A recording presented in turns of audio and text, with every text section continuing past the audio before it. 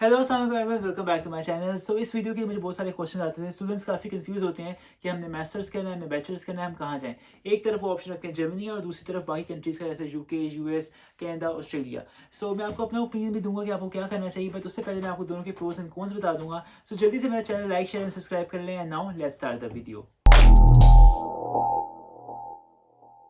सबसे पहला और इंपॉर्टेंट फैक्टर आ जाता है कि आपकी यूनिवर्सिटी के सेमेस्टर की फीस कितनी है। अब जर्मनी में काफ़ी यूनिवर्सिटी जो पब्लिक है उनकी इतनी फीस नहीं होती, लेकिन काफ़ी यूनिवर्सिटीज पेड भी हैं। अब वो डिपेंड करता है आपके कोर्स पे और आपकी यूनिवर्सिटी पे जो आप चूज़ करें कि उसकी कितनी फीस है। अगर बाकी कंट्रीज़ को हम देखें, यूके वगैरह में, वहाँ पे कितनी एडमिशन फीस हैं, कितनी सेमेस्टर फीस, लाखों में फीसेज होती हैं, आपको सबको पता ही होगा।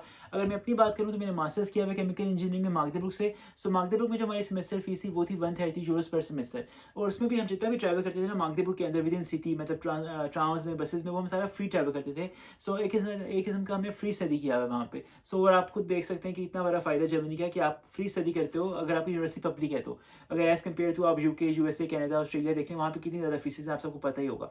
लेकिन हाँ, अगर आपका एकेडमिक बैकग्राउंड काफ़ी अच्छा है, आपके मार्क्स काफ़ी अच्छे हैं, आपका जीपीए अच्छा है, अगर आपको स्कॉलरशिप मिल रही है, सो वेल एंड गुड। फिर आप ऑस्ट्रेलिया, कनाडा कहीं भी अप्लाई कर सकते हैं। जर्मनी में भी आपको स्कॉलरशिप मिल जाएगी, लेकिन आपको बाकी कंट्रीज़ में भी स्कॉलरशिप मिल जाएगी, तो फिर तो और ही अच्छा हो जाएगा, फिर तो आपको चाहिए कुछ नहीं ना।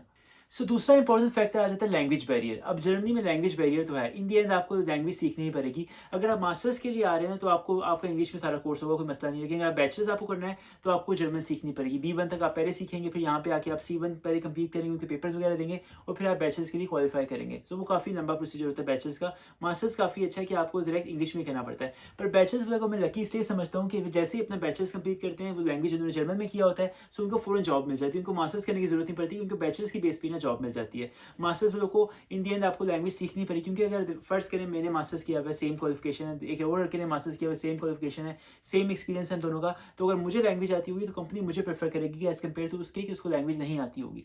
लैंग्वेज का ये फायदा है। बिना लैंग्वेज के भी आपको जॉब्स मिल जाएंगी। इंग्लिश में भी यहाँ पे काफ़ी जॉब्स आपको मिल जाएंगी ढूंढने पे, पर उसमें आपको टाइम ज़्यादा लगेगा। अगर आपको लैंग्वेज आती होगी तो आपको खवारी से बचना पड़ेगा, खवारी से आप काफ़ी बच जाएंगे, आपका काम काफ़ी जल्दी हो जाएगा, आपको जॉब काफ़ी जल्दी मिल जाएगी। और लेकिन अगर हम अब बाकी यूके, यूएस वगैरह में बात करें तो वहाँ पे आपको मसला ही नहीं है। आप जैसे ही अपनी डिग्री कंप्लीट की आपको जॉब मिल जाएगी, इंग्लिश में कोई मसला ही नहीं होता आपको। लेकिन फिर भी जर्मनी में आपको जर्मन लैंग्वेज सीखनी पड़ेगी। डेली लाइफ स्टाइल के लिए डॉक्टर के पास जाना है, किसी के पास भी जाना है, इंग्लिश काफ़ी लोगों को आती होती है, लेकिन काफ़ी लोगों को छोटे शहरों में इंग्लिश नहीं आती होती। आपको जर्मन डेली लाइफ में यूज़ करना पड़ती है। इसलिए बाकी कंट्रीज़ का ये फ़ायदा है यूके वगैरह का, कि वहाँ पे आपको इंग्लिश की बुनियाद पे आप सारा काम कर लेते हैं अपना। थर्ड क्वेश्चन जो काफ़ी स्टूडेंट्स मुझसे पूछते हैं कि जॉब्स मिल जाती हैं, पार्ट टाइम जॉब्स मिल जाती हैं, प्रोफेशनल जॉब्स मिल जाती हैं। पार्ट टाइम जॉब्स तो आपको दोनों जगह पे मिल जाएंगी, जर्मनी में भी और बाकी कंट्रीज़ में भी। जर्मनी में भी आपको कोई लैंग्वेज का इशू नहीं होगा कि पार्ट टाइम जॉब के लिए, क्योंकि मैंने काफ़ी स्टूडेंट्स को देखा है कि वो हफ्ता होता है उनको आए हुए और दूसरे हफ्ते से जॉब शुरू कर देते हैं, क्योंकि उनको लैंग्वेज का कोई नो हाउ नहीं होता। वो बस क्योंकि यहाँ पे जर्मन इशारे ऐसे इशारों से आपको सारा काम समझा देते हैं कि आपने क्या करना है, और आप आराम से सारा काम कर लेते हो। कोई मसला नहीं। अमेजोन की एग्जांपल ले लें, अमेजोन और हरमेस वगैरह, यहाँ पे तो इंग्लिश भी आपको जॉब मिल जाती है, कोई मसला। यहाँ पे सारे लोगों को, अमेजोन में तो सबको इंग्लिश आती होती है, अगर आप अमेजोन में जॉब करें पार्ट टाइम, कोई इशू नहीं होगा आपको। और बाकी कंट्रीज में तो इशू है ही नहीं ना कि इंग्लिश में आप पार्ट टाइम जॉब्स कर लेते हैं। हाँ, प्रोफेशनल जॉब्स के लिए जैसे कि मैंने आपको पहले बताया कि इंडियन आपको लैंग्वेज सीखनी ही पड़ेगी अगर जर्मन में आप करना है, क्योंकि काफ़ी कंपटीशन काफ़ी ज़्यादा होता है यहाँ पे। इंग्लिश तो सबको ही आती होती है, जर्मन किसी किसी को आती होती है। अगर आपको जर्मन आती होगी तो आपकी प्रेफरेंस हाई हो जाएगी। अब बात करता हूँ मैं एक्सपेंसेस की। अगर मैं एक्सपेंसेस कंपेयर करूँ जर्मनी की as compare to UK, US, Canada, Australia, expenses almost same है। जितना आप कमा रहे हैं उस हिसाब से आप खर्च भी कर रहे हैं। अगर आप ट्रैवलिंग का शौक रखते हैं तो ये पॉइंट आप पे काफ़ी काम आने वाला है, क्योंकि अगर आपको जर्मनी का स्टूडेंट वीज़ा मिल रहा है ना, पूरे यूरोप का आपको वीज़ा मिलता है। आप पूरे यूरोप में ट्रैवल कर सकते हो विदाउट वीज़ा। आपको जस्ट टिकट लेना होता है और आप कहीं भी पहुंच जाते हो, ट्रेन्स पे या प्लेन्स पे, किसी पे भी। और मजे की बात बताऊँ, यहाँ पे ट्रैवलिंग इतनी महंगी भी नहीं है, यहाँ पे प्लेन ज़्यादा सस्ते हैं एज कम्पेयर टू ट्रेन। हम जब 1 डेढ़ साल पहले इटली गए थे तो हमारा 30 यूरो का टिकट था रिटर्न आने जाने का, जहाज प्लेन का, वो भी। लेकिन वही बात आ जाती है, जितना जल्दी आप अप्लाई करेंगे, जितना जल्दी आप टिकट ले लेंगे, उतना आपको सस्ता पड़ेगा। अगर आपने कल जाना है और आज आप टिकट ले रहे हैं तो ऑब्वियसली वो महंगा हो जाएगा।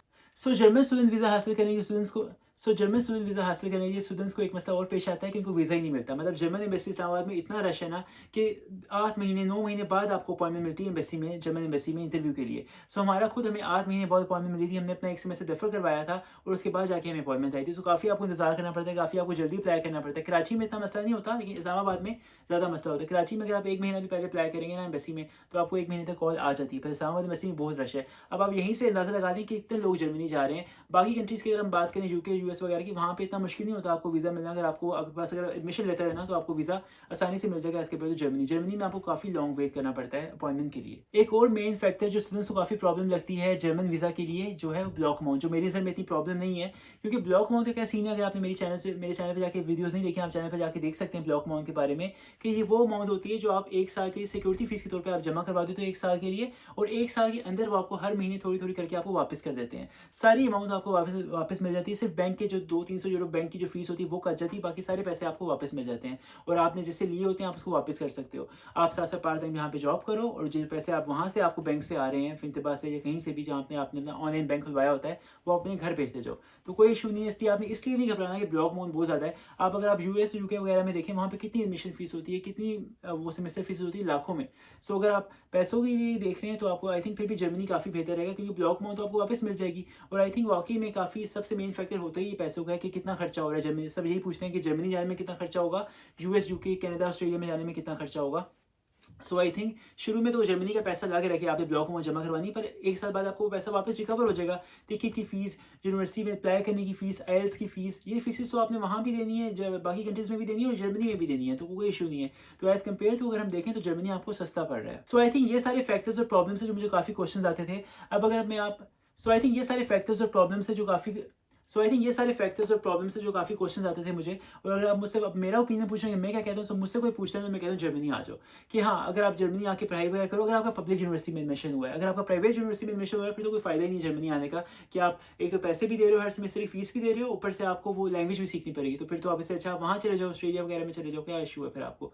लेकिन एक और ऑप्शन ये भी हो सकता है कि अगर आप यहाँ पे आके पढ़ाई कर लो, पब्लिक यूनिवर्सिटी में आए हो, आपकी बिना फीस के आप पढ़ाई वगैरह करो, जब आपके पास जर्मन डिग्री आ जाएगी ना, फिर आप यूएस हो गया, यूके हो गया, आप यहाँ के लिए वीज़ा के लिए अप्लाई कर सकते हो, जाके वहाँ देख सकते हो क्या स्कोप है आपकी डिग्री का, वहाँ पे आप जॉब्स के लिए अप्लाई कर सकते हो, क्योंकि आपके पास जर्मन डिग्री तो आपके पास आ गई, बाहर की डिग्री आ गई। सो आपको काफ़ी फायदा हो जाएगा। सो आई थिंक जर्मनी काफ़ी अच्छा ऑप्शन है, क्योंकि जैसा कि मैंने आपको पहले बताया कि पैसों के मामले में अगर आप देखें तो जर्मनी आपको काफ़ी चीप पड़ रहा है। और अगर आप ट्रैवलिंग के शौकीन हैं आपको, तो पूरे यूरोप का आपको वीज़ा मिलेगा। 25-26 कंट्रीज़ आप आराम से फ्री में ट्रैवल कर सकते हैं बिना वीज़ा के, सिर्फ टिकट लेंगे और आराम से वहाँ पे पहुँच जाएंगे। सो और क्या चाहिए आपको। सो बस एक बात का ख्याल रखना है कि आपने ब्लॉक अमाउंट से नहीं घबराना, और सिर्फ उन्हीं यूनिवर्सिटीज़ में अप्लाई करना है जहाँ पे आपका जीपीए जो है वो मीट कर रहा है।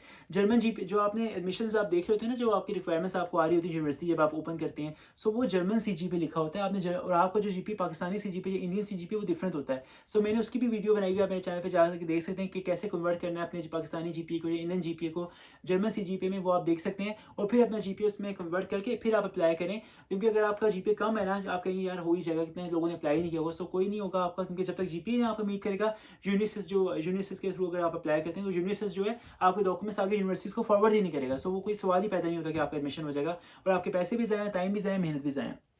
सो इसलिए ध्यान से अप्लाई करें, ये सारे फैक्टर्स हैं बस। तो आई थिंक जर्मनी अच्छा ऑप्शन है पढ़ने के लिए, अगर आपके हाँ, लेकिन अगर आपके पास पैसा है, अगर आप कहते हैं मैं अफोर्ड कर सकता हूँ, मैं फीसेस दे सकता हूँ सेमेस्टर की, तो फिर go for Australia, go for Canada, go for USA, कोई इशू ही नहीं है फिर। लेकिन अगर आप पैसों का सोच रहे हैं कि हाँ कितना पैसा लगेगा, कि आपके जहन में ये सवाल है, तो I think Germany is the best option for you. So इन सारे फैक्टर्स के साथ जो डेली लाइफ के काम है, जैसे खाना पकाना, कपड़े धोना, अपार्टमेंट साफ करना, वो आपको यहाँ भी खुद करना पड़ेगा और वहाँ भी खुद करना पड़ेगा। यहाँ भी आप सर्वेंट रखना अफोर्ड नहीं कर सकते, बाकी कंट्रीज में भी आप सर्वेंट रखना अफोर्ड नहीं कर सकते। सो उसके लिए हम कुछ नहीं कर सकते। सो ये सारे पॉइंट्स हैं जो मैंने कवर करने थे। अगर कुछ मैं भूल गया हूँ तो आप मुझे कमेंट्स कर सकते हैं, मैं ज़रूर कोशिश करूँगा उसका आंसर आपको दे दूँ, या उस पर कोई वीडियो बना दूँगा, मुझे को लगा मेन टॉपिक है। सो अगर आपको ये वीडियो पसंद आई तो मेरी वीडियो को लाइक करना मत भूलिएगा, शेयर करना मत भूलिएगा, सब्सक्राइब करना मत भूलिएगा। टिल देन अपना बहुत सारा ख्याल रखिएगा, हमें दुआ में याद रखिएगा। अल्लाह हाफिज़।